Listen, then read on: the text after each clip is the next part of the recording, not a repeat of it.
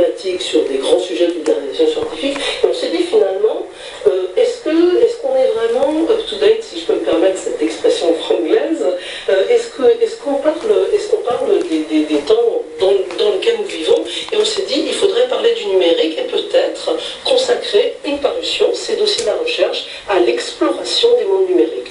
D'où ce numéro, ce premier numéro en fait d'une nouvelle formule, qui est effectivement centré, où il y a un dossier sur l'intelligence artificielle, mais il n'y a pas que ça, il y a l'impression 3D, il y a le phénomène éducatif des MOOC, il y a l'exploration du monde numérique dans lequel nous sommes tous immergés. Très bien, oui, alors on reparlera de ce numéro et on va d'ailleurs évoquer plusieurs des sujets qui sont traités dans ce numéro. Peter Fort-Dominé, bonjour. Bonjour. Vous êtes avec nous en duplex depuis Lyon, de Radio France Lyon, et vous travaillez en particulier sur la compréhension du langage humain par les machines.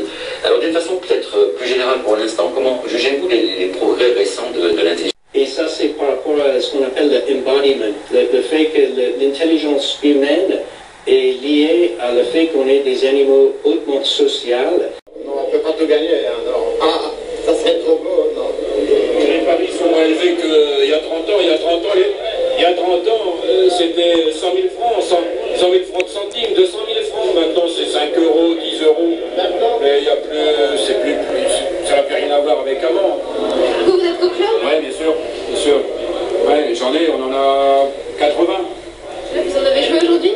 J'en ai joué un tout à l'heure, et là j'en ai un autre qui va jouer à la 29e paire. Donc ce sont des amis qui vont le mettre au parc pour moi. C'est un coq qui a joué il y a 2 ans au concours fédéral qui a gagné, donc depuis 2 ans il n'a pas joué ce coq. Comment vous vivez le combat? C'est votre coq? Ah ben comment je vis le combat 24 heures avant le combat. On va parler de nos coqs. Et si l'autre est en panne pour avoir un coq d'élevage, on va lui prêter. On est une grande famille. Dans le nord de la France, c'est ça.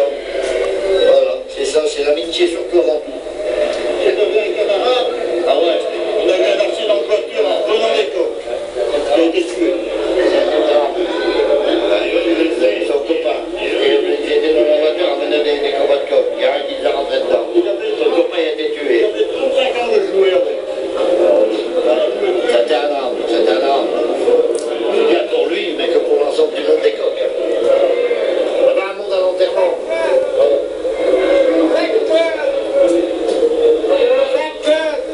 Au combat, non mais ceci, il faut dire qu'on vit tous les jours, on est avec eux.